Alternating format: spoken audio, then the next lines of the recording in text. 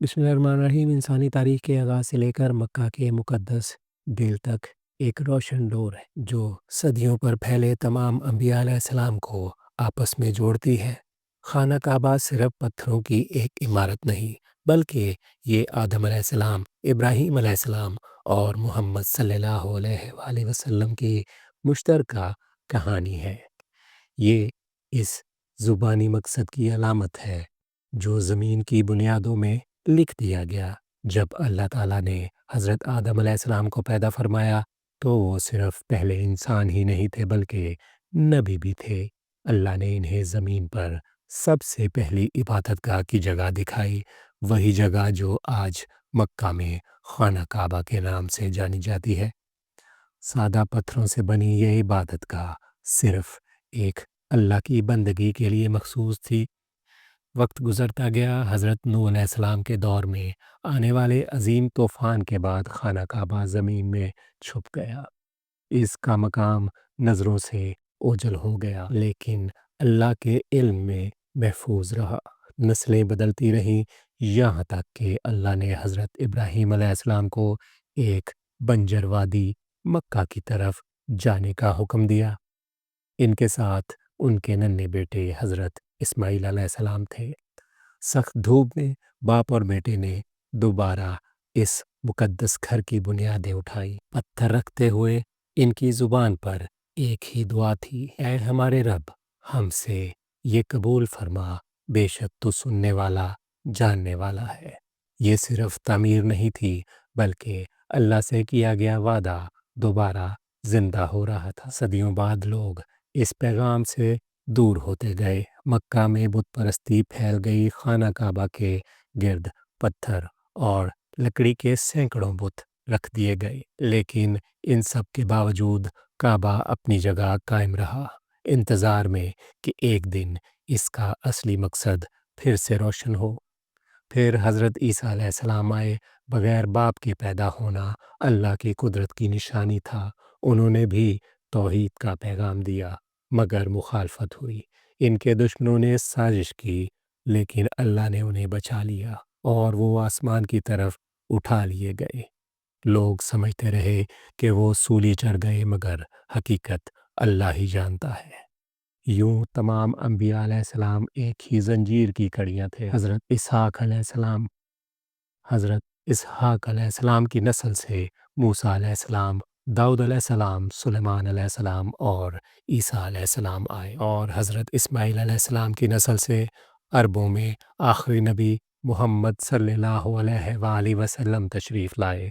ये नूर एक ही था जो नस्ल दर नस्ल मुंतकिल होता रहा। इस्लाम से पहले का मक्का और हाथियों का साल। 6वीं सदी में मक्का एक तिजारती मरकज़ था। काफ़िले आते जाते, दौलत बढ़ती गई, मगर दिलों में अंधेरा था। खाना काबा बुतों से भरा हुआ था। यमन के हाकिम इब्रिया ने चाहा कि लोग मक्का के बजाय इसके बताए हुए गिरजे की तरफ आएं। जब ये ना हो सका तो इसने काबा को गिराने का फैसला किया। एक अजीम लश्कर और हाथियों के साथ वो मक्का की तरफ बढ़ा, मगर अल्लाह की कुदरत ने सब कुछ बदल दिया। हाथी आगे बढ़ने से रुक गए। आसमान से परिंदों के गौल आए, जिनके पंजों में छोटी छोटी कंकरियां थीं। चंद लम्हों में लश्कर तबाह हो गया। यूं अल्लाह ने अपने घर की हिफाजत की। इसी साल आमुल फेल में एक अजीम बच्चे की विलादत हुई, मोहम्मद सल्लल्लाहु अलैहि वसल्लम। नूर की विलादत। हज़रत आमना रज़ी अल्लाह ताला अन्हो ने एक ऐसे बच्चे को जन्म दिया जिसकी आमद पर दुनिया ने अजीब निशानियां देखीं। बुत गिर गए, फारस की आग बुझ गई, मोहल्लात लरज़ उठे। ये कोई आम बच्चा नहीं था, ये रहमतुल लिल आलमीन हज़रत मोहम्मद सल्लल्लाहु अलैहि वसल्लम थे।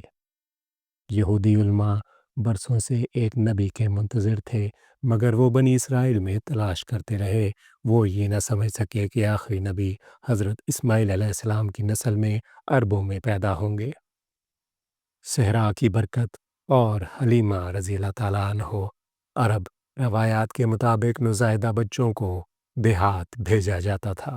हज़रत हलीमा रज़ी अल्लाह ताला अन्हो جو خود غریب تھیں، محمد صلی اللہ علیہ وآلہ وسلم کو لے گئیں۔ ان کے گھر میں فوراً برکت آ گئی، دودھ بڑھ گیا، جانور صحت مند ہو گئے، سب جان گئے کہ یہ بچہ خاص ہے۔ بچپن سے نبوت تک جوانی میں محمد صلی اللہ علیہ وآلہ وسلم اپنی سچائی اور دیانت کی وجہ سے الصادق الامین کہلائے گئے۔ حضرت خدیجہ رضی اللہ تعالیٰ عنہ نے ان کی امانت دیکھ کر نکاح کیا، پیشکش کی۔ وہ پہلی ایمان لانے والی بنی اور زندگی بھر سہارا رہیں۔ غار ہرا میں پہلی وحی نازل ہوئی، پڑھو اپنے رب کے نام سے۔ یوں نبوت کا آغاز ہوا، مخالفت، ہجرت اور فتح۔ قریش نے مخالفت کی، ظلم کیا، بائیکاٹ کیا، مگر ایمان پھیلتا گیا۔ ہجرت کے وقت اللہ نے مکڑی کے جال اور کبوتری کے گھونسلے سے اپنے نبی صلی اللہ علیہ وآلہ وسلم کی حفاظت فرمائی۔ مدینہ میں اسلامی ریاست قائم ہوئی، بدر میں فتح، احد میں سبق، خندق میں صبر۔ ہر مرحلہ امت کے لیے درس تھا۔ آخر کار مکہ فتح ہوا، کوئی بدلہ نہیں لیا گیا۔ نبی کریم صلی اللہ علیہ وآلہ وسلم نے فرمایا، جاؤ تم سب آزاد ہو۔ آخری خطبہ اور وداع۔ حجۃ الوداع میں آپ صلی اللہ علیہ وآلہ وسلم نے فرمایا، کسی عربی کو عجمی پر فضیلت نہیں سوائے تقویٰ کے۔ قرآن مکمل ہوا، دین مکمل ہوا۔ پھر وہ دن آیا جب نبی صلی اللہ علیہ وآلہ وسلم اپنے رب سے جا ملے۔ ہمیشہ زندہ پیغام آج صدیوں بعد بھی خانہ کعبہ قائم ہے، قرآن محفوظ ہے، اور محمد صلی اللہ علیہ وآلہ وسلم کا پیغام زندہ ہے، ہر نماز میں، ہر دل میں، ہر روشنی میں۔ یہ تھی کہانی کعبہ کی، انبیاء علیہ السلام کی اور آخری رسول محمد صلی اللہ علیہ وآلہ وسلم کی۔